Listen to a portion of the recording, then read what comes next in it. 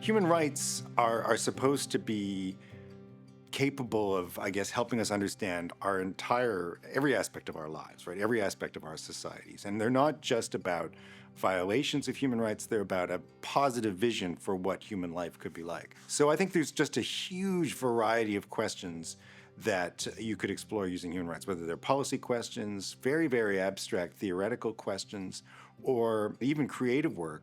One of my favorite theses was an actual art project carried out by a student who was an artist, where people got around a table and shared a meal and sort of wrote things about human rights and discussed human rights and their relationship to food, and they wrote it on the paper which served as the tablecloth for the meal. I suppose when I was younger, I'd always loved the idea of helping people. And I think when I was probably 8 or 9, I was like the UN. I didn't really know what they did, but I knew they helped people. And I didn't really know how to go about a career in that area. So I did my undergrad in English and history, so a completely different field. And I was actually in Galway, and my friend's roommate was doing human rights. And I was like, oh my God, that's literally my dream. I didn't even know that you could do that.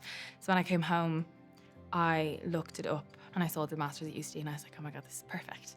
So yeah, and it's everything. And I sit in class and I'm like, this is exactly what I want to do. It's mad. I love it. Yeah. It made me understand the politics that's involved in human rights and how difficult it is to hold people accountable, and the people who are trying to, it's a really hard job.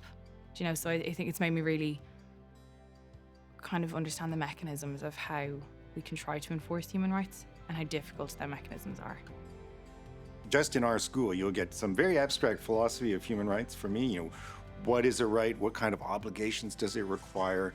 But that's anchored in really concrete practice of promoting human rights and even the legal bases of human rights, because philosophers can debate things forever, and we have, but judges have to decide how to make this operational in people's lives, how to make it work. And so you'll get that, but you'll also get the many exciting developments which are going on in the politics and political science of human rights, which include increasingly quantitative approaches to human rights, actually developing indicators for people's enjoyment or non-enjoyment of their human rights.